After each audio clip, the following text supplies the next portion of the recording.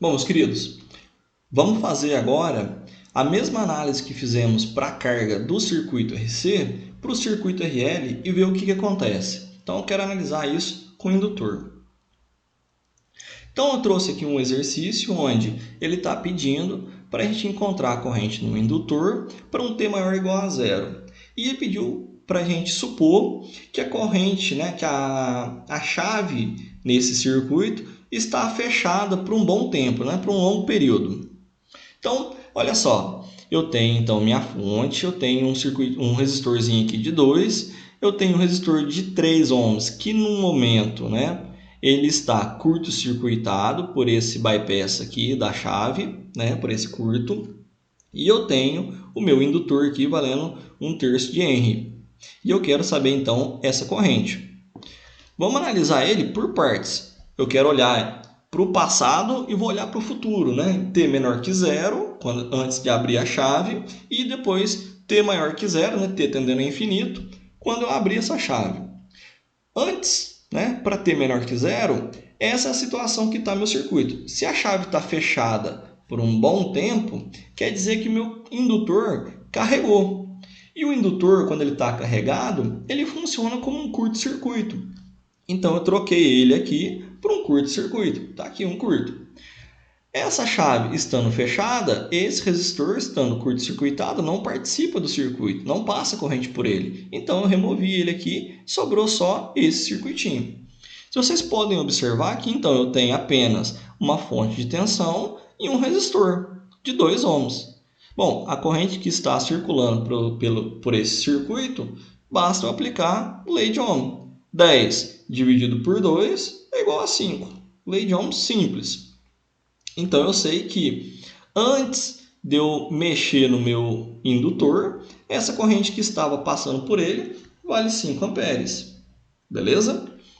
Bom, na hora que eu mudar o estado do circuito, na hora que eu abrir a chave, eu abrindo essa chave, esse parte do curto se desfaz, então esse resistor de 3 ohms passa a integrar o circuito.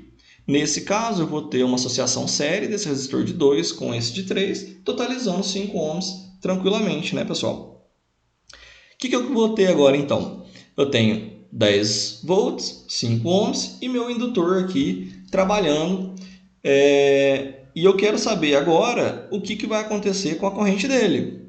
Lembrem-se que no indutor ele não varia instantaneamente a corrente. Então, se antes de eu abrir a chave a corrente inicial dele era 5 A, a corrente inicial aqui também vai ser 5 A. Agora eu quero saber o que acontece a partir desse momento.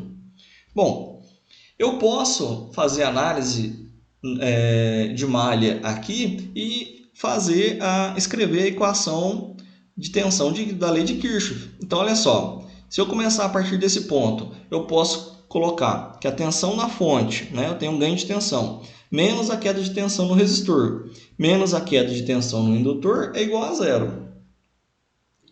Vou apagar aqui. Pois bem, a tensão no resistor continua sendo R vezes I. A tensão no indutor é L dI dt. Como eu quero calcular a corrente, eu vou deixar tudo em função da corrente. Então, eu vou passar essa tensão da fonte para o outro lado da igualdade e vou multiplicar por menos 1, que aí eu vou ficar tudo positivo, bonitinho aqui. Então, eu tenho aí RI mais LDI dt igual a tensão da fonte. Bom, vou dividir essa equação toda por L para eu ter esse termo com a derivada sem nada multiplicando. Eu vou ter, então, dI dt, R dividido por L vezes I, e a tensão da fonte também dividido por L. Aqui que está o tchan do negócio. Essa equação ela é idêntica à equação que nós resolvemos lá com o capacitor. Então, se você não viu o videozinho de como que eu calculo a carga do circuito RC, pausa esse vídeo aqui agora, dá uma corrida lá, assiste, porque exatamente a forma como resolvi aquela questão lá é a mesma forma como resolve essa questão, essa equação aqui. Então, vai lá, dá uma olhadinha e volta para cá. Essa equação resolve-se da mesma forma. Então, eu vou chegar exatamente no mesmo resultado. Então, é direto. Eu vou ter que essa corrente, né, a corrente do indutor em função do tempo, ela vai ser a corrente que passa no indutor depois de um longo período, ou seja, de regime permanente, né, em estado permanente, né, depois que ele carregou, mais a corrente que estava no indutor no tempo inicial, menos essa corrente de regime permanente, E elevado a 1 sobre tal, T menos T0. Lembrando que o tal para um circuito RL é igual a L dividido por R. Beleza? Então, se a gente substituir esses valores aqui, a gente consegue calcular a equação do indutor para qualquer instante para T maior ou igual a zero. Então, vejam bem, o IL de T vai ser igual. Qual que é a corrente no futuro? A corrente no futuro é esse circuito aqui. Vejam bem, se eu deixar isso aqui funcionando por um longo período, esse indutor vai se carregar e vai se comportar novamente como um curto-circuito. Se ele se comportar como um curto-circuito, eu vou ter apenas os meus resistores trabalhando. Então, vai ser 10 dividido por 5, e isso aqui vai resultar, então, em 2 amperes no futuro. Então, essa corrente aqui vai valer 2 amperes.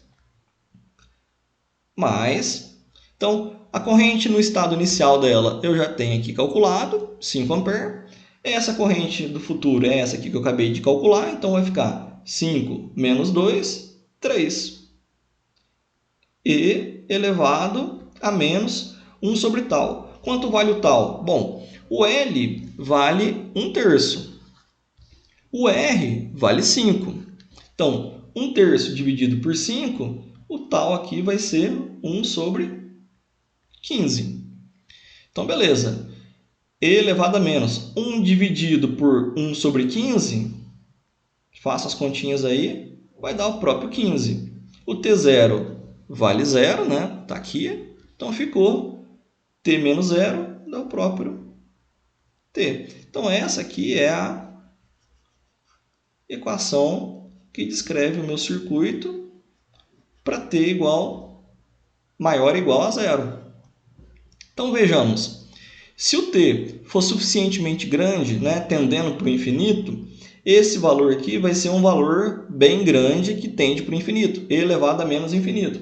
Esse e elevado a menos infinito vai tender a zero. Tendendo a zero, isso aqui, 3 vezes 0 vai dar 0, sobrando apenas o 2. Ou seja, em regime permanente, né, ele vai ter o próprio 2 amperes. Beleza. Se você colocar o T igual a 0, eu tenho que obter a corrente no estado inicial dele. Então, vamos ver se isso vai funcionar aqui. Se isso aqui for igual a 0, vai dar 15 vezes 0, dá tudo aqui 0. E elevado a 0 dá 1, né? 3 vezes 1 dá 3, 2 mais 3, 5. Beleza. Conferido, então, consigo verificar com essa equação que eu obtive se eu jogando esses dois valores, eu consigo achar o valor inicial e o valor final dele, certo? Vai ser sempre assim. Então, não tem segredo. Quando nós estamos trabalhando com circuitos de carga RC ou RL, basta, novamente, olharmos para o estado inicial dele e para o estado final, o estado no infinito, em regime permanente, certo? E conhecer o tal, a constante de tempo. No circuito resistivo, capacitivo, o tal vale RC. No circuito resistivo indutivo, RL, o tal vale L sobre R. Beleza? Então fica assim, povo. Qualquer dúvida, manda aí pra gente e a gente vai conversando.